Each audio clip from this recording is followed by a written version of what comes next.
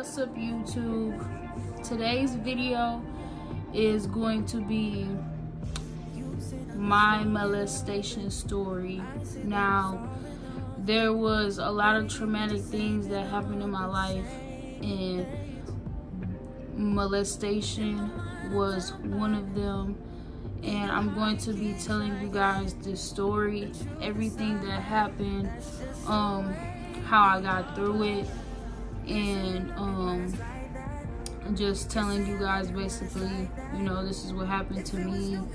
And if you have been molested, that I would encourage you to say something. But we're about to get into this video. Hey you guys, so today's video is my molestation story. I'm going to be telling you guys today about how I was molested when I was 16 years old. So this all started one day.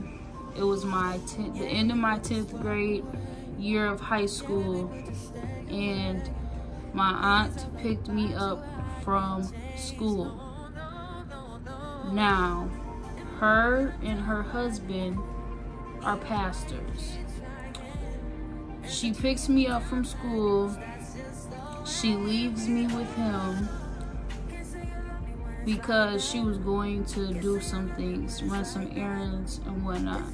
So she leaves me with her husband, which would be my uncle, since he is married into the family. Now, I had been living with them at this point for like 3 or 4 years. So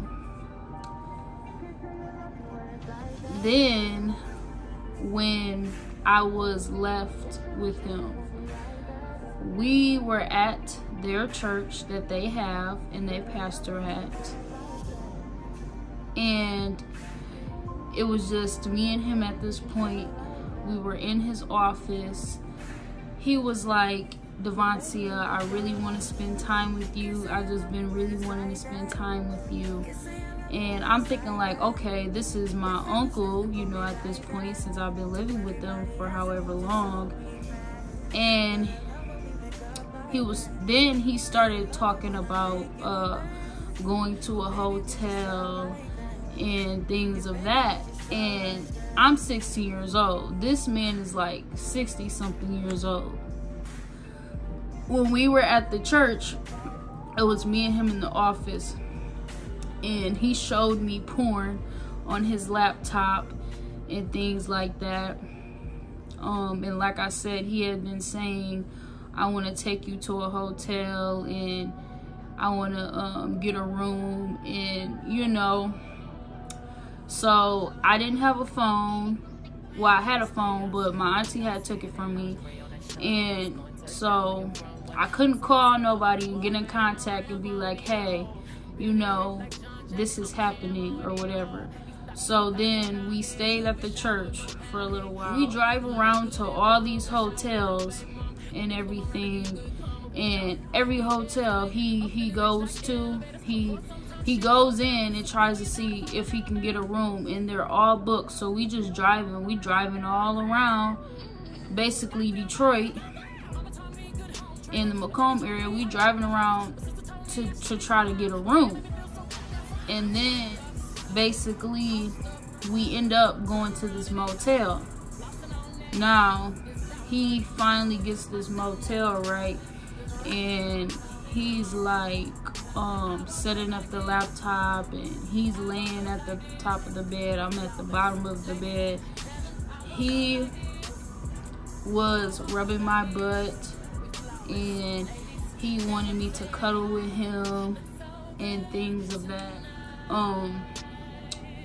Then I was we were still at the room, and I'm laying at the end of the bed trying to watch the movie. And then I remember my aunt called him, and she was like, "Hey dear, are you guys still at the church?" And he was like, "Yes," but we really wasn't at the church. We was really at the motel. After that, we stayed at the motel for a little while longer, he took me to Wendy's. We were in the car. He was telling me, don't tell your auntie, don't tell your auntie, don't tell your auntie. So I'm thinking like, bro, like this is crazy. Like I don't even know how to feel right now. Like it was crazy. So I remember another time me and him were alone, and he was asking me, was I knocking the boots?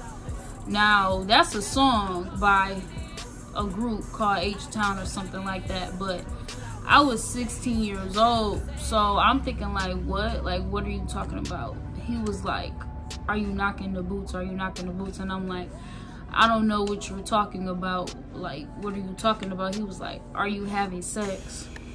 And I'm 16 years old. Like, first of all, why are you asking me that?